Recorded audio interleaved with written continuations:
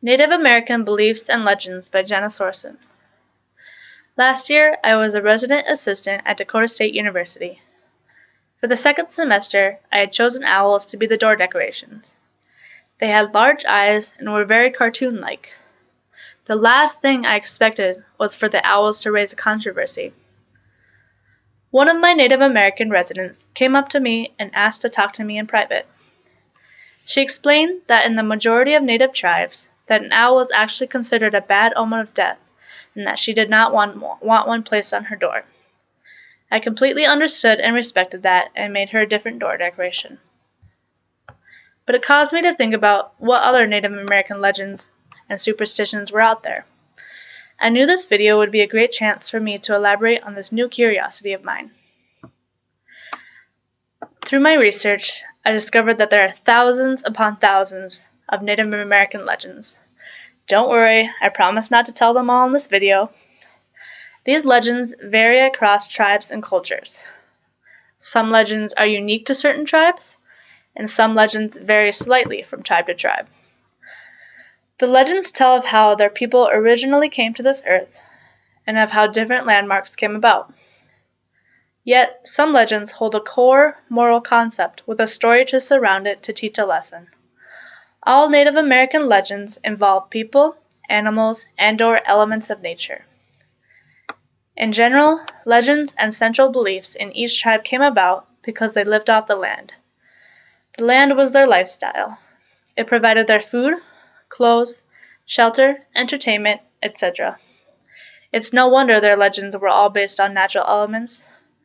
These legends were all passed down through oral storytelling and not through pen and paper, as seems to be the traditional way today. As I said, there are far too many legends to list. Nonetheless, I will tell one of the owl to tie into what we heard earlier about it being a bad omen. The following is a legend of the Chippewa tribe. The story of Redfeather. There once was a little boy called Redfeather who lived with his great-grandfather. His great-grandfather taught him to shoot with his bow and arrows. They lived in a village near a great big frog meadow. The old grandfather told Redfeather stories about the different ways of creatures. Soon, springtime came, and in the evenings the old frogs would croak and sharpen their knives to butcher the crawfish. That is the noise they make. Every day Redfeather would take his bow and arrow and kill all the frogs he could get, and the crawfish too. One day a heron came along and told Redfeather that she would give him her best feather if he would leave the frogs alone. She told him that she had a nest of babies to feed, and that he was wasting her food by killing all the frogs and crawfish. Redfeather said, "Ha! I don't want your old dirty feathers. You can keep your feathers and leave me alone. I can do what I want." So the birds met together to figure out what to do about Redfeather, who was making life difficult for so many of them. Near little Redfeather's village, there was an island with some large trees on it, and on this island lived a very old and very wise owl. Every evening, Redfeather would go out and refuse to come into bed, and run around and be noisy.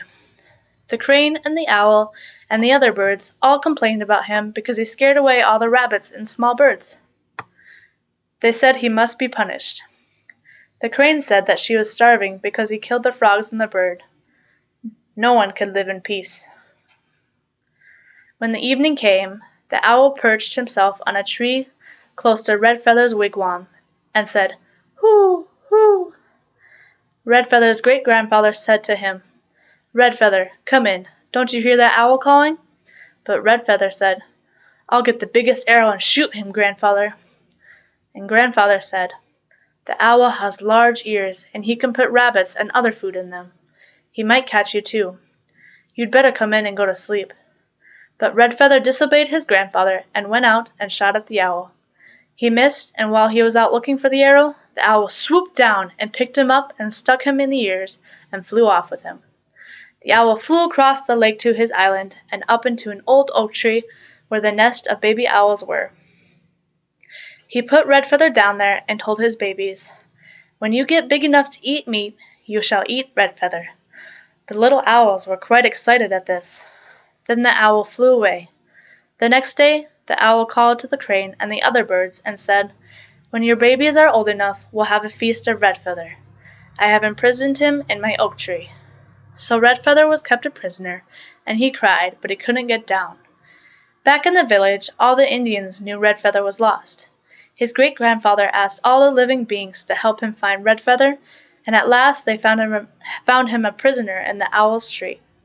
The spirits told the great-grandfather to give a great feast and asked the owl to return Redfeather. His great-grandfather gave a huge feast, and Redfeather was returned to his great-grandfather. Redfeather also promised that he would never again misuse the food that Winnebago had made for the birds. In this case, Winnebago means a lord or god or creator. Whenever you believe in them or not, Native American legends are haunting, entertaining, and are always worthy of discovering and researching. Above all, the legends of the Native Americans deserve respect.